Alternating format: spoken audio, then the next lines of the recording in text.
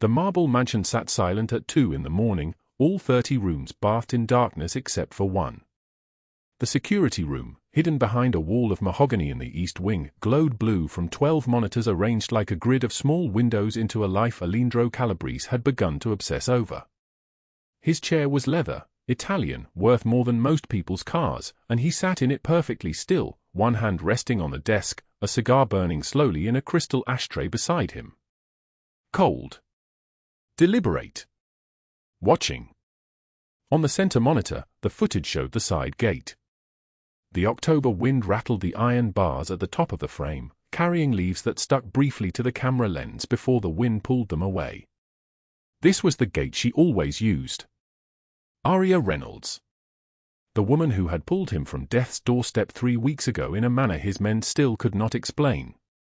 Carlo stood behind his left shoulder, silent as a stone. Gino occupied the corner, arms crossed, his jaw working slowly on gum as if the habit could burn away the weight of what they all knew but had not yet spoken aloud. The clock on the wall read 10:48 p.m. On Thursday nights, she always left at 11. The pattern had held for 21 days. She would slip from her room, the guest room on the second floor, the one with windows that overlooked the rose garden she did not know he had replanted exactly 47 times during those 3 weeks, and move through the hallway with her footsteps kept small and careful. Down the service stairs. Through the kitchen, never turning on the light. And then the side gate, always wearing the same worn leather bag across her chest. At 10:58, the image on the monitor shifted. A door opening. Her silhouette, thin and careful, moving into the hallway upstairs. Aleandro did not move. His eyes tracked her from camera to camera with the efficiency of a man who had installed every lens himself, who had memorized the sight lines and angles the way other men memorized the faces of their loved ones. She was moving faster tonight. Less cautious. The bag was already slung over her shoulder, as if she had been waiting for the clock to reach this exact moment. Her face, when the camera caught it on the landing, showed something he had not seen before. Not fear. Something worse. Resignation, like a door closing slowly on a prayer. Should we follow her tonight, boss? Carlo's voice was low, the kind of low that meant he already knew the answer would be no. In 15 years of working for Aleandro Calabrese, Carlo had learned to read the small signs. The way his jaw tightened. The way his fingers did not move, did not tap, did not betray anything except absolute control. Aleandro leaned forward just enough to see his own reflection in the black of the nearest monitor. His face was a geography of angles and shadows. The scar that ran from his left eye down to his cheekbone had faded to silver over the years, but it still caught the blue light from the screens like a blade. His eyes were storm gray, and they had not blinked in 43 seconds. Not yet. His voice was like thunder moving slowly across distant hills. I want to know exactly who she is meeting before we move. When you do follow, I want a name. I want an address. I want to know every conversation, every gesture, every reason she leaves this house with blood-red eyes and comes back shaking like she has seen hell open up beneath her feet. On the screen, Aria reached the kitchen door. The security feed flicked to the next camera. She moved through the darkness with her hand trailing along the granite countertop, finding her way by memory or touch or some other sense Aleandro could not account for. For a moment, just a fraction of a second, she stopped. She turned her face toward the corner where the camera was hidden, though she could not see it, though she had no way of knowing it was there. But she turned, and her hand came up to her chest, and she held something there that gleamed in the darkness. Metal. Small. Significant. Then she was moving again. The side gate appeared on the monitor. She unlatched it without stopping, without pausing to listen. Her bag swung at her hip. Her hair was pulled back tight enough to show the bruises on her neck, bruises that had begun to fade from purple to yellow to a color that made Aleandro think of dying things. Bruises that had been there the night she collapsed on the floor of Eddie's diner and breathed life back into his chest when his own heart had betrayed him. Carlo cleared his throat. A small sound. A sound that meant the question was still hanging in the air, unanswered. Get me everything, Aleandro said. Phone records. Bank transfers. The names of everyone she has contacted in the last 4 months. I want to know who she is protecting. In my world, Carlo, there are only 2 reasons a woman keeps secrets. Either she is trying to survive, or she is trying to destroy you. And I intend to know which it is before the week ends. He did not watch her disappear through the gate. He had already memorized the moment. Instead, he reached across the desk and pressed a button on the keyboard. The monitors blinked. Cameras shifted. Now the screen showed the guest room on the 2nd floor, empty except for the simple bed, the single lamp on the nightstand, the worn leather coat hanging on the back of the chair. There was a drawing on the bedside table, the kind a child makes with crayons. The paper was so thin it was nearly transparent from being folded and refolded. In the corner of the drawing, written in letters too careful to be accidental, were 3 words, for Miss Aria. Aleandro stared at that drawing for a long time. The room was so quiet you could hear the wind moving through the mansion's ventilation system, a low hum like something breathing. He had built this house to be a fortress. Walls thick as a man's body. Windows reinforced. Security systems that could detect movement in the dark. But he had not built it to keep people out. He had built it to keep the world from knowing he was capable of being hurt. She came downstairs at 7 a.m., Gino said quietly from the corner. Fed Emma breakfast. Banana and toast. Emma didn't want to eat. Miss Aria braided her hair, put it up in that yellow ribbon she likes, told her a story about a cat who learned to sing. Made her laugh. Real laugh. Not the kind kids do when they're scared. Aleandro's jaw tightened. He did not respond. Just saying, Gino continued, his voice even lower now, in 23 years working for you, I never seen you let nobody near that kid. And she came back. Every day for 3 weeks. She came back. The clock ticked. 11:04 p.m. By now, Aria was moving through the October darkness, her footsteps carrying her toward some destination she had not disclosed, some meeting she had arranged in the hours when Aleandro slept or pretended to sleep in the room next to hers, separated by walls that felt suddenly paper-thin. People can betray you in 1,000 ways, Aleandro said quietly. The ones who smile at you while they do it are always the most dangerous. He pressed the button again. The monitors shifted. Now showing the street outside the mansion, the cameras tracking movement in the dark. A black SUV would be following her by now. Not close enough to be seen, but close enough to know where she went, who she met, what secret she was keeping in that careful, heartbroken way of hers. What changed everything was a sound. Not the wind. Not the hum of machinery. A real sound, coming from somewhere inside the mansion. A child crying. Small and thin and broken, the kind of cry that comes from nightmares or fever or simply the weight of living in a world too large and too dark. Emma. Aleandro stood up. The chair rolled backward silently. Carlo and Gino exchanged a look neither had seen in the other in years, something between surprise and something they could not name. In 3 weeks, Aleandro Calabrese had not moved quickly for anything. He had sat in that chair and watched the monitors the way other men watch the sea, as if looking long enough would reveal an answer to a question they had forgotten how to ask. But he was moving now. Down the hallway. Up the service stairs. Toward the room where a 4-year-old girl with bronze skin and dark eyes was crying in the darkness, and the woman she had started to call by her first name was not there to soothe her. He did not know that in exactly 47 minutes, Aria Reynolds was making a choice that would put her life on a collision course with her own survival.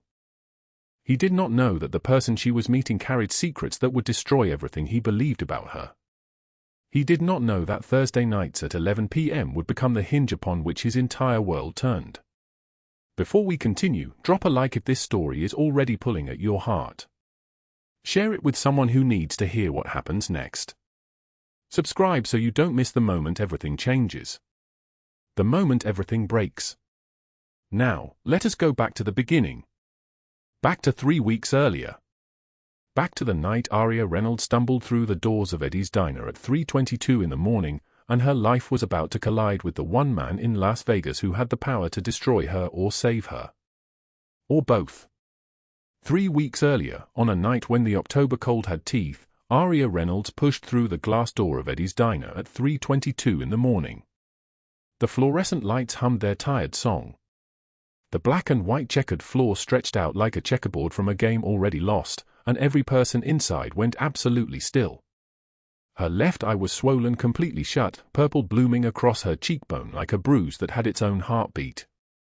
Dark handprints wrapped around her throat, 5 fingers on one side, a thumb pressing into the soft place beneath her jaw.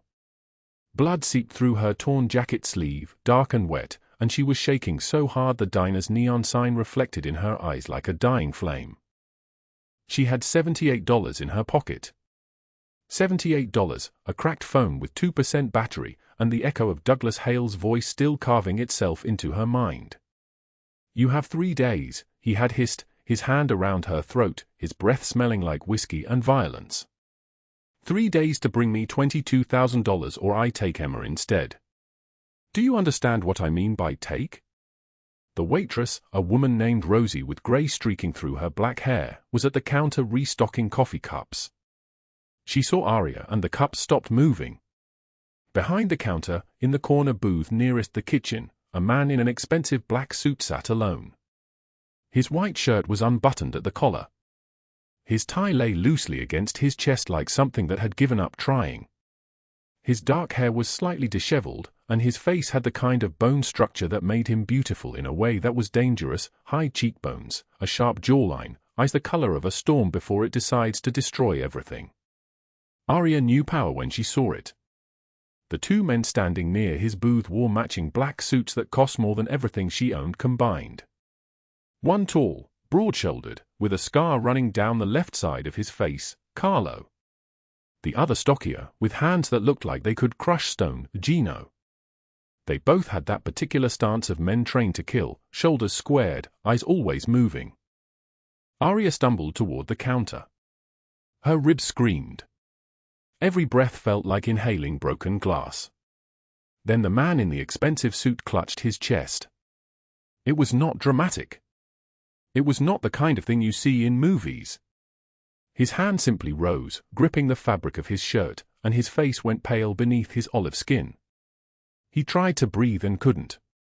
He slid sideways in the booth, slowly at first, then faster, until he was on the floor. Carlo moved instantly.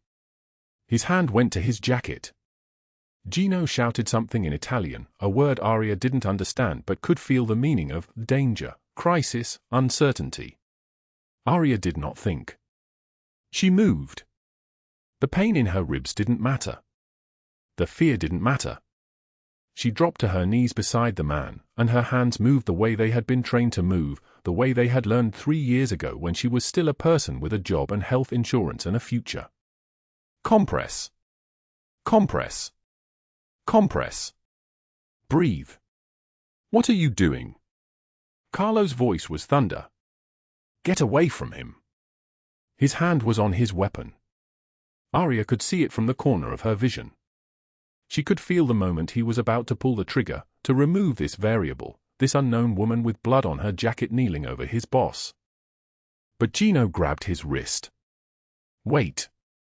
2 minutes of chest compressions. The diner was silent except for the sound of her hands pushing, pushing against his sternum. Her blood dripped onto his white shirt, dark spots spreading across the fabric like an accusation. The fluorescent lights hummed. Somewhere, a car passed outside on the street, its engine fading into the desert night. 3 minutes. The man gasped. His eyes snapped open, dark, intelligent, deadly, and found hers. For 1 second, they simply looked at each other.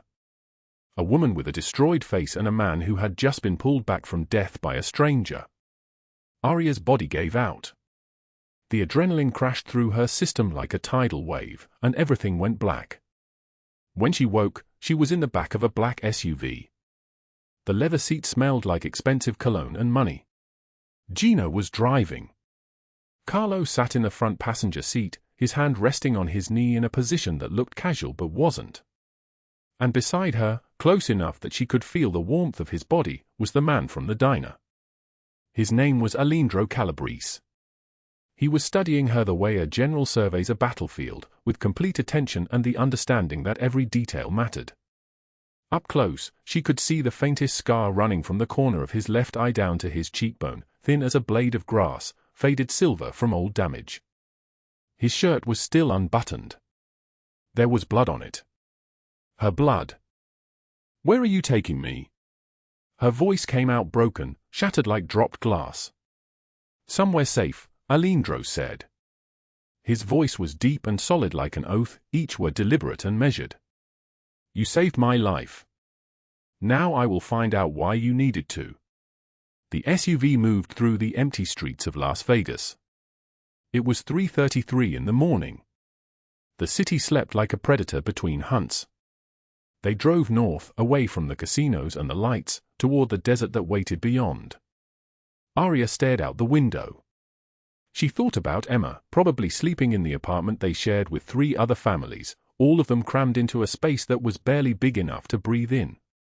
She thought about the recipe book, her grandmother's handwriting in the margins, not just recipes but wisdom, little notes like "use your hands. Feel the dough. Trust yourself." She thought about Douglas Hale's hands around her throat and the way his voice sounded when he said he would take Emma, and the way she believed him. She had $78. She needed $22,000. The math was impossible. The SUV slowed. They were turning onto a private drive. Through the gates, she caught a glimpse of a mansion, massive, all glass and marble and geometry, lit by security lights that turned everything silver. The driveway was longer than some city blocks. Trees lined the approach. Somewhere far away, she could hear the faint sound of a fountain running. This was the world of men who had power. This was the world where $78 meant nothing. Carlo opened the passenger door. Gino cut the engine. Aleandro stepped out into the October night, and his men moved immediately to position themselves, not threatening, but present, like chess pieces recognizing their place on the board. He extended his hand toward her. "Come," Aleandro said. "We need to look at your wounds. And then you will tell me everything." Aria looked at his hand. She had been trained not to trust men. Especially not men like this. Especially not men with mansions and security and the kind of power that could crush a person like Douglas Hale without noticing the mess. But Emma was waiting. And she had nowhere else to go. She took his hand. The October sun climbed over Las Vegas and found Aria Reynolds alone in a bedroom the size of a small house. Marble floors cold beneath her bare feet. Floor-to-ceiling windows that showed the entire valley spreading below like a kingdom of light and heat and forgetting. She stood there in borrowed clothes, her throat still purple with fingerprints, and felt like a ghost walking through someone else's dream. The bandages on her wrists were fresh. Medical grade. Not the dollar store gauze she had wrapped around herself in bus station bathrooms. A doctor had come while she slept, a small woman with gray hair who cleaned the wounds with antiseptic that stung like fire, who did not ask questions, who simply worked with the efficiency of someone who had seen worse. 3 days ago, Aria Reynolds had $78 to her name and a debt of $22,000 owed to a man who kept women in basements. Now she was in Aleandro Calabrese's mansion, and she still did not know if this was rescue or a different kind of trap.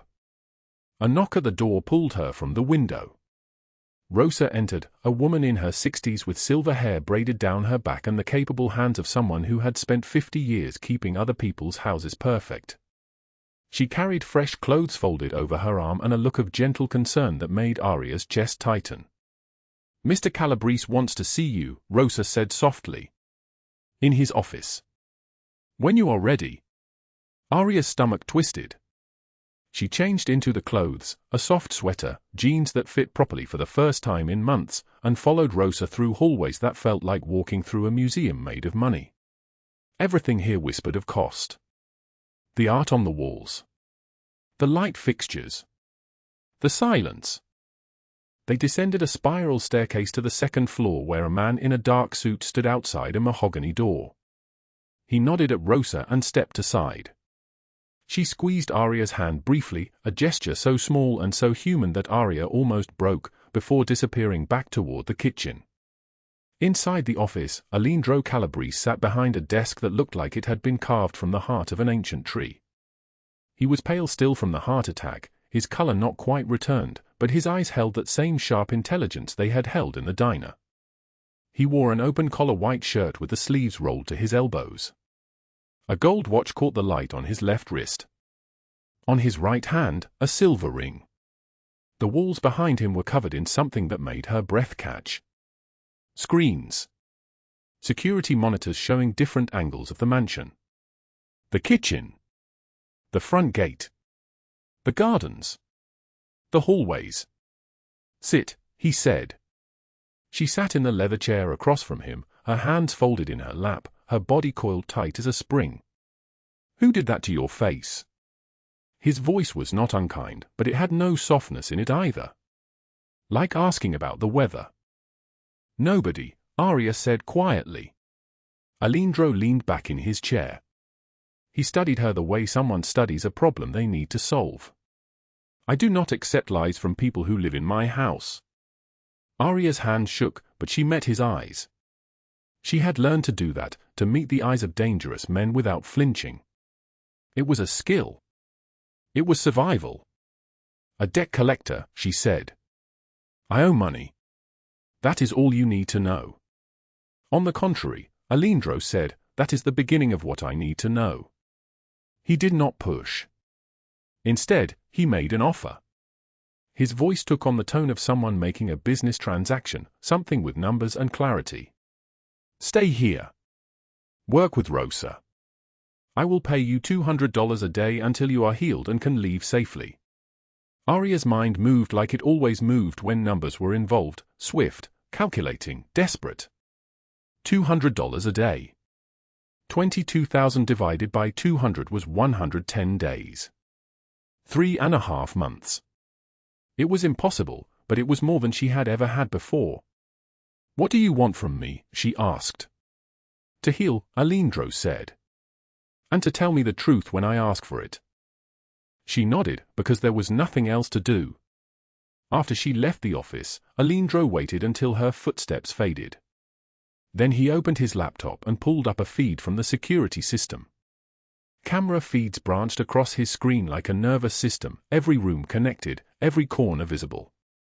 He had installed them years ago, after his father tried to kill his sister. After he learned that trust was a luxury that cost lives. He navigated to a folder and began typing commands. New cameras. More angles. Her bedroom. The hallway outside. The kitchen. The garden where she might try to escape. He would know everything about Aria Reynolds before he decided what to do with her. The system flagged a new data point. He opened it and saw the photograph Carlo had sent, a woman sitting across from Aria in the Bellagio Hotel bar, diamonds at her throat, a smile like a blade. Aleandro's jaw tightened. He knew that woman. Deanna Whitfield. Wife of a city councilman. Host of charity galas. Connected to things that operated in the shadows. Connected to trafficking networks. He closed the laptop and stared at his hands. His right hand bore the scar from a kitchen knife, from a night when he was 12 years old and his father had decided that Sophia, his sister, 6 years old, needed to learn the same lessons as his wife. That everyone in the world was disposable. Aleandro had picked up a knife from the counter. The memory lived in his scarred hand like a curse.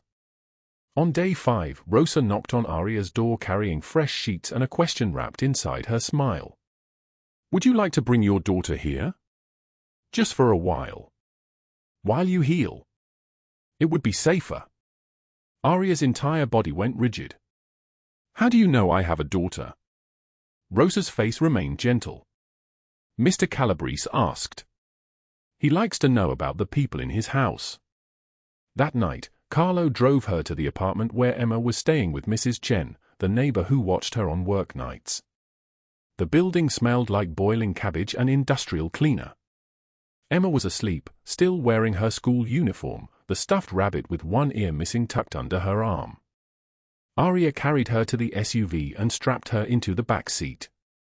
In the darkness, she could see her daughter's face, small, trusting, innocent in a way that made every choice Aria had ever made feel like both salvation and damnation. When they arrived at the mansion, Rosa had prepared a second bed in Aria's room. Emma woke confused, looking around at the marble and the light and the size of everything. "Mama, where are we?" "Somewhere safe," Aria said, and pulled her daughter against her chest. She breathed in the smell of Emma's hair, grape shampoo and sleep and home, and her body finally released the tension it had carried since the moment Douglas Hale's hands found her throat. What Aria did not see were the security cameras in the corners of the room, the red light of the recording system pulsing like a heartbeat in the darkness. In his office 3 floors below, Aleandro watched the feed and saw something that changed the calculation he had been making. He saw Aria hold her daughter like she was holding the last good thing in a burning world. He saw her cry without sound into Emma's hair. He saw a woman who would destroy herself to keep a child safe. Carlo stood in the doorway, watching his boss's face. "Boss, you are staring at the screen." "I am observing," Aleandro said flatly. But Carlo had worked for him for 15 years. He recognized the lie. On day 8, Emma wandered into Aleandro's office while Aria was helping Rosa fold towels in the laundry room. She was not afraid of him. Children could sense danger the way animals could, and Emma moved past Gino and Carlo, both of whom froze, hands moving instinctively toward weapons, and walked straight to his desk. "Do you have any paper?" she asked. "I want to draw." The silence in the room became so complete you could hear the fountain outside, the water falling on marble, the city breathing somewhere far away. Aleandro did something that made both men's jaws go slack. He pulled out expensive cardstock from his printer, set it on the floor, and sat down beside the child. He did not speak. He simply opened a box of colored pencils and helped Emma draw a house with a garden, with trees, with sunshine coming down in yellow lines. When Aria found them 20 minutes later, she stopped in the doorway like she had been struck. Carlo whispered to Gino, "In 15 years, I have never seen him like this." That night, in the quiet of the kitchen after Emma had fallen asleep, Aria asked the question that had been burning through her since the diner. "Why are you being kind to us?" Aleandro stood at the window overlooking the gardens, his hands in his pockets. "I am not kind. I am strategic. You are useful to me." But his eyes said something else. Something that sounded like, "Because I watched my father destroy everyone he touched, and I swore it would never happen again." On day 10, Rosa found Aria at the kitchen table with a worn leather-bound book open in front of her. Her hands were shaking. Her face was wet with tears. "What is this?"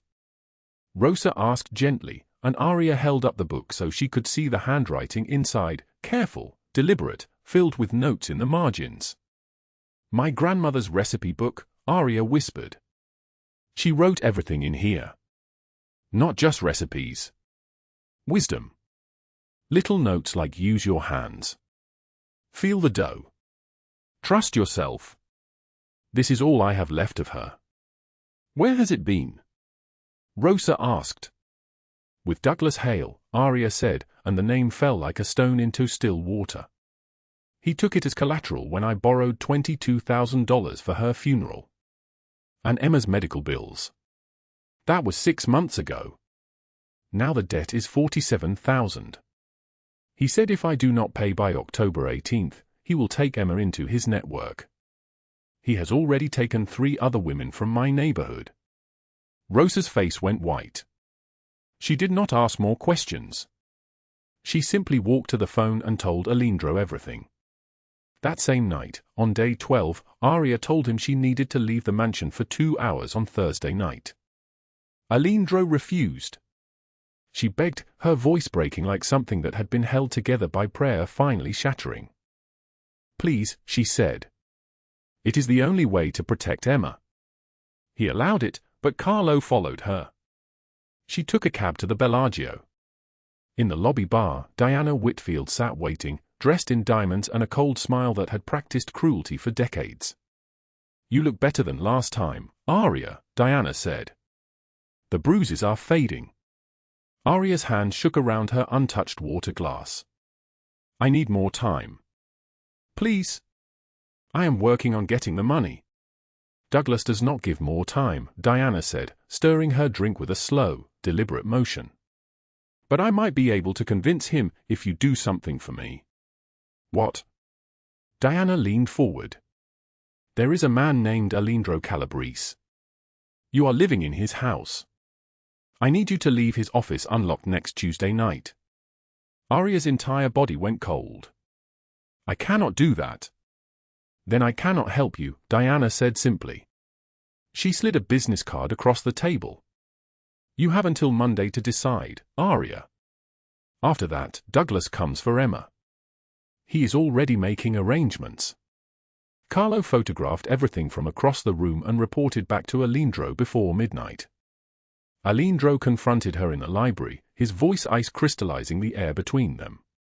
"Who is Diana Whitfield?" "Nobody," Aria said. "A woman who knew my grandmother." "Do not lie to me." Aria ran from the room before he could press further. In her bedroom, she paced until Emma stirred, then held her daughter close and thought about impossible choices. She thought about her grandmother's hands teaching her to cook, to knead dough, to trust herself even when the world said she was nobody. And she made a decision that Diana Whitfield would never expect. In his office, Aleandro reviewed the security footage obsessively. He watched Aria at 2 in the morning, pacing her room like a caged animal. He watched her write something on paper with shaking hands and hide it in a drawer beneath her clothes. He watched her cry while her daughter slept. His face hardened. He had learned long ago what this behavior meant. Betrayal. Planning. Deception. Carlo asked quietly, "What do you want us to do, boss?" "Watch her," Aleandro said. "Every second. If she tries to leave, if she contacts anyone, you stop her." But what Aleandro did not know was what Aria had written in that hidden letter. It was not a plan to betray him. It was a goodbye to Emma, written with the assumption that she would be dead or disappeared by Monday night. It was a mother's last gift to her daughter, and it began with the same words her grandmother had written in the margins of every recipe: "Trust yourself. Trust yourself. Trust yourself." The October wind tore through the balcony like a blade wrapped in ice, and Aria Reynolds stood at the edge of marble that cost more than everything she had ever owned, her grandmother's recipe book clutched against her chest. Below her stretched Las Vegas, 10 million lights that did not care if she lived or died. In her pocket was a letter confessing everything. In her hands was a decision that would end tonight, one way or another. Her phone had buzzed at 6:53 that evening. A text from Douglas Hale, each word a sentence: "Tomorrow at noon. $47,000 or I come for Emma. You know I keep my promises. 3 women from your building can confirm." Aria had read it 14 times.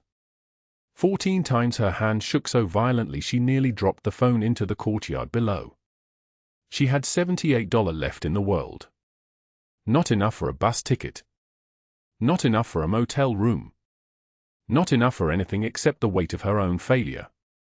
Emma was asleep inside, tucked beneath blankets that smelled like lavender fabric softener, her small body curled like a comma, like a pause in a sentence that had no ending. Aria had stood in the doorway for 20 minutes, watching her daughter breathe, memorizing the exact angle of her chin, the way her eyelashes cast shadows on her cheeks in the darkness. She had made her choice hours ago. The letter was written. The words were permanent: "I am taking Emma and leaving before dawn. Do not follow us. Do not try to help. The danger I bring to your door ends tonight." It was love written as abandonment. A mother's cruelest gift. The cold bit through her thin sweater, and Aria could see her own breath crystallizing in the air. Dead leaves scattered across the marble courtyard, tumbling like desperate things. She pulled the letter from her sweater pocket, the edges already worn from her handling, and prepared to go inside and leave it on his desk. Then she heard it. Footsteps. Measured. Unhurried. Moving toward the balcony doors. Aleandro Calabrese emerged from the darkness, and in his hands he held something that made Aria's knees buckle completely. Her grandmother's recipe book. The leather spine was worn soft from decades of use. The pages were yellowed at the edges. And the margins, every page, every margin, were filled with handwriting that belonged to a woman who had been dead for 3 years. Aria could not speak. Her mouth opened and closed like a broken door. "I have known about Douglas Hale and Diana Whitfield for 6 days," Aleandro said. His voice was deep and solid like an oath. "I have been waiting to see what you would choose." "You knew." Her voice came out shattered like glass. "Then why did you not throw me out?" He stepped closer. The recipe book was still in his hands, and when he opened it, the spine cracked with the sound of something being broken open. The margins were covered with her grandmother's handwriting. Notes about technique. Notes about trust. And in the final pages, entries that made no sense until Aleandro pointed to them. "Gino found this in Hale's office 3 days ago," he said.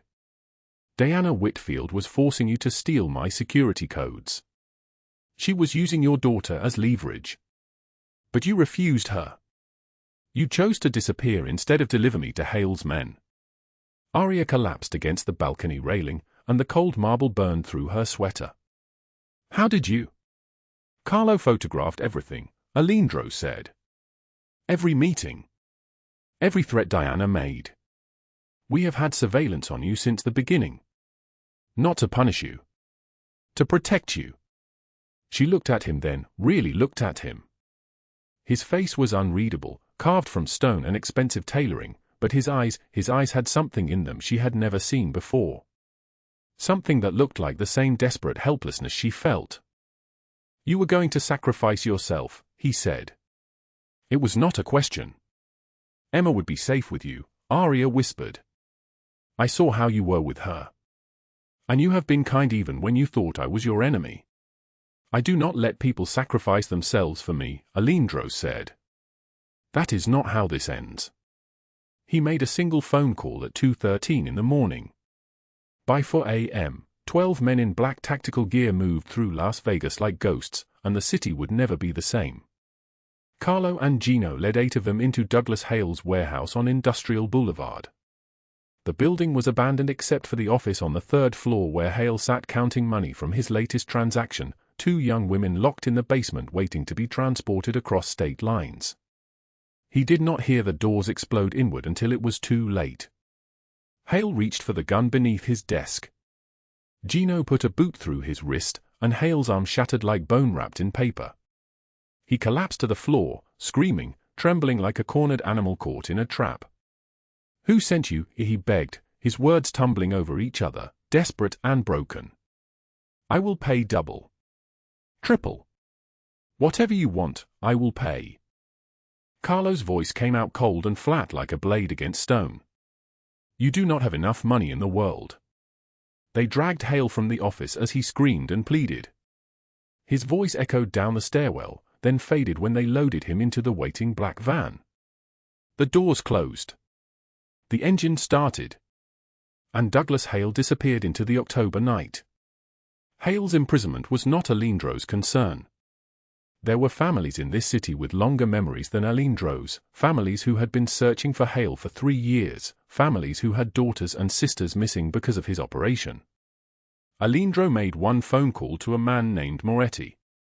The rest would unfold in darkness that Aleandro did not need to witness. Diana Whitfield's destruction was different. It was public. Systematic. Annihilation.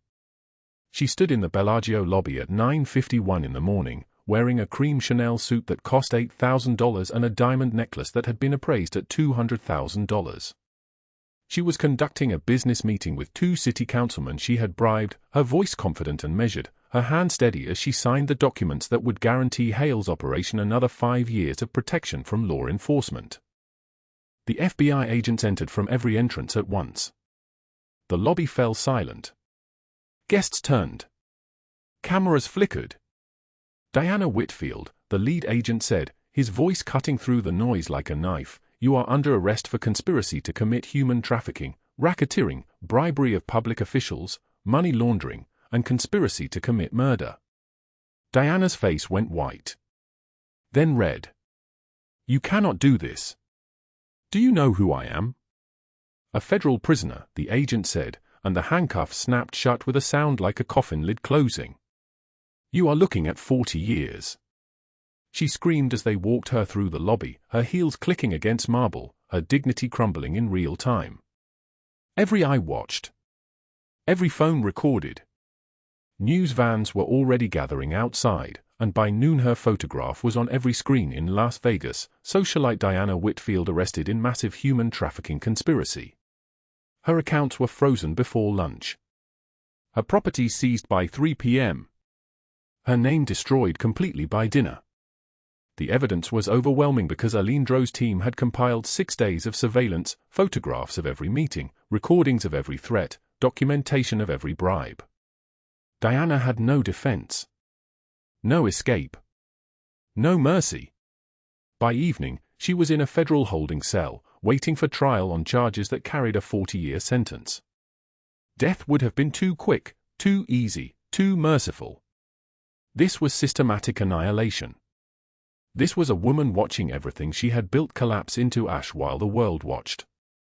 In the mansion, Aria sat in the library with Emma asleep against her shoulder, and Aleandro stood in the doorway watching them both.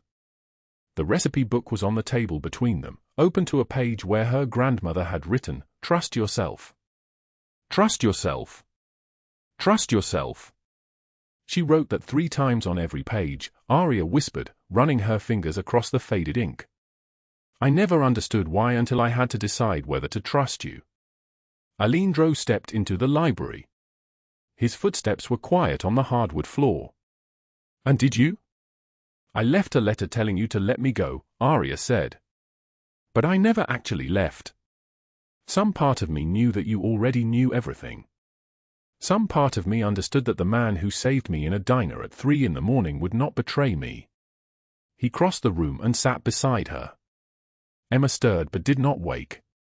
She was small and warm and safe, and for the first time in her life, she was truly protected. "Sometimes," Aleandro said, and his voice was barely above a whisper, "one hand reached out at the right moment can change an entire life." The security room hummed with the quiet electric pulse of 16 monitors, each one showing a different angle of the mansion. Screens flickered with hallways, bedrooms, the library, the courtyard. Aleandro Calabrese stood motionless before the wall of glass and light, his shadow stretching across the keyboard like a blade across a throat. He did not move. He did not blink. On the center monitor, frozen in time from 3 weeks earlier, Aria Reynolds walked through rain-soaked streets toward a coffee shop downtown, her hands trembling so violently she could barely hold her coat closed, her face the color of ash. The door to the security room opened without warning. Aria stood in the doorway, her breathing sharp and uneven. Rosa had told her everything. The cameras. The weeks of watching. The recordings. Her voice came out barely above a whisper, shattered like glass breaking inside her chest. "Is it true? Have you been watching me?" Aleandro did not turn around. The silence stretched between them like a curse that could not be erased. When he finally spoke, his voice was solid as stone, deep like an oath spoken in a graveyard. "Yes." Aria stepped into the room. Her legs moved like they did not belong to her anymore. Every instinct screamed at her to run, to gather Emma, to disappear into the desert the way she had planned in that letter she never mailed. But something in her held still. Something in the way he stood there, utterly alone, watching images of her on screens like a man searching for proof that another human being actually existed. "Why?" The word came out broken. "Why would you do that? After everything you've done for us, why would you?" "Because I needed to know if you were a threat." Aleandro turned to face her. For the first time since she had known him, his expression was completely unguarded. No armor. No coldness. Just a man with hollow eyes and a wound that had never fully healed. He moved to the keyboard and pulled up footage from 23 days earlier. Aria saw herself on screen, sneaking through the mansion's back entrance at midnight, her hand shaking so badly she could barely grip the door handle. Her face was covered in fear. 3 weeks ago, you disappeared twice a week for 4 hours at a time, Aleandro said. Each word fell like a hammer strike. You told me you were walking. That you needed air. That you were thinking. He pulled up another file. I watched you meet with Diana Whitfield in coffee shops. I heard every word of every conversation. She offered you $50,000 to tell her about my operations. $50,000. Enough to pay Douglas Hale and disappear with Emma. Aria's breath caught in her throat. The room tilted. You said no. I said no. Her voice barely existed anymore, just air-shaped into words. You walked away from $50,000 and came back to a man who was watching you like you were a criminal. Aleandro stepped closer. The monitors cast blue light across his face, illuminating the scar that ran from his eye to his cheekbone like a roadmap of violence. That is when I understood that the cameras were not protecting me from you. They were revealing that you were the answer to a question I have been asking my entire life. What question? Is there anyone in this world worth trusting? He pulled up a different set of footage. Aria saw herself 3 days ago, sitting in the library with Emma asleep against her shoulder, her hands trembling as she held the grandmother's recipe book. She was reading the margins where her grandmother had written the same 3 words over and over: trust yourself. Trust yourself. Trust yourself. Aria's eyes were wet with tears. She was not looking at the cameras. She was looking at Emma's sleeping face like that child was the entire world reflected back at her. You knew I was going to leave, Aria whispered. I knew you were planning to. I found the letter in your jacket pocket 48 hours before you planned to send it. Aleandro turned off the monitors. The blue light died. The screens went black. I installed these cameras because of Sophia. Aria's confusion showed plainly across her face. Aleandro had never mentioned a Sophia. In 3 months of living in this mansion, she had never heard the name spoken aloud. He walked toward the door. Aria followed him through hallways she had never explored, down a corridor lined with paintings of a childhood she did not recognize. The mansion was so vast that it held secrets in its walls. At the end of the corridor stood a single oak door painted pale blue, like the color of a sky clearing after a storm. Aleandro knocked once. Soft. Respectful. It is just me. He opened the door. The room was flooded with afternoon light. A woman sat by the window in a chair upholstered in cream fabric. She was perhaps 35 years old, with the same sharp cheekbones as Aleandro, the same dark hair. But her eyes were the color of glass, focused on nothing at all. Her hands were folded precisely in her lap. When Aleandro entered, she turned her head toward the sound of his footsteps. Sophia, this is Aria, Aleandro said. His voice changed completely. It became gentler, like a man soothing a lost child. The woman I told you about. The one who saved my life. Sophia's expression did not change. She simply nodded, as if she had been expecting this moment her entire life. Her voice, when she spoke, carried an accent that was nearly gone, worn smooth by time. You are kind. I can hear it in your breathing. You are afraid, but you are kind. Aria stepped into the room and stood very still. Aleandro walked to Sophia's chair and kissed the top of her head. When he looked at Aria, his eyes were raw and completely honest for the first time. When we were children, our father used to rage. He would tear through this house like a hurricane, destroying everything, everyone. His jaw tightened. When Sophia was 8 years old, she tried to protect my mother. She stepped between them. Our father threw her against the wall so hard that she hit her head. The doctors said the damage was permanent. They said she would never see again. Aria felt the room shift beneath her feet. I was 15. I watched my sister lose her sight because of a man's violence. Aleandro's voice did not waver, but something dangerous and cold stirred behind his eyes. I swore that day that no one would ever hurt her again. I built an empire so I could control every threat before it reached her door. I installed cameras in every room of this mansion so I could see danger approaching from miles away. He turned to face Aria directly. And then you came into my house at 3 in the morning, covered in bruises and blood, running from a man named Douglas Hale. I watched you the same way I watch everything else. As a potential threat. As something that needed to be contained and controlled. He moved closer. The space between them seemed to collapse. But somewhere in those 3 weeks, something changed. I stopped watching you as a threat. I started watching because I could not look away. Because when you sat with Emma and read to her, I saw the same thing I feel when I look at Sophia. I saw someone worth burning the entire city down to protect. Aria reached for his hand. His fingers closed around hers like he was drowning and she had thrown him a rope. You saved my life by giving me shelter, she said. You saved Emma. You gave me back my grandmother's book. You destroyed the people who destroyed me. Why? Because I know what it is like to be desperate and alone and convinced that you do not deserve saving. He stepped closer.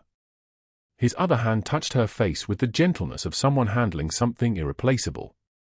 And because you taught me that protection and love can look like the same thing. The camera that kept you under surveillance is the same camera that kept you safe. The man watching in the darkness is the same man who cannot live without you anymore. She kissed him. Not desperate. Not grateful. But as an equal, choosing him the same way he had chosen her 3 months earlier in a diner at 3:22 in the morning. She kissed him like she understood that sometimes the person you watch closest is not your enemy.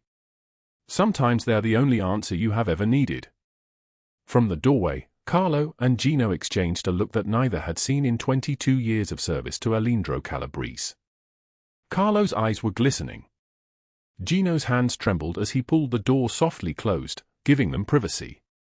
In the hallway, Gino whispered words that Carlo had never expected to hear. The cameras were never just about security. Carlo nodded slowly, understanding settling into his chest like snow. No. They were about a man who did not know how to trust until he saw someone worth trusting. 6 months passed like pages turning in a book that finally had a happy ending. February arrived with clear skies and warmth that felt like forgiveness. Aria stood in the ballroom of the Calabrese mansion, adjusting the flowers on each table, white roses and lilies arranged in vases that cost more than a month of her old rent. Every detail mattered. Every detail sang. She wore a black dress that Aleandro had given her, tailored perfectly to fit a woman who had learned to take up space, to believe that she deserved beautiful things. Tonight was the 8th charity gala she had coordinated for trafficking survivors. 200 women and their children filled the ballroom. Some of them wore the same expression Aria had worn for months earlier, the look of people who had forgotten that safety existed in the world. Others danced with their daughters. Some simply stood very still, letting themselves believe that they could be saved. Emma attended a private school now, her tuition paid anonymously by a man who had killed people for far less than the joy he felt watching her learn to read. She wore a blue ribbon in her hair and held Sophia's hand like it was the most natural thing in the world. Once a week, Aria read to Sophia in the library on Thursday nights, the exact same night she used to meet Diana Whitfield in terror and desperation.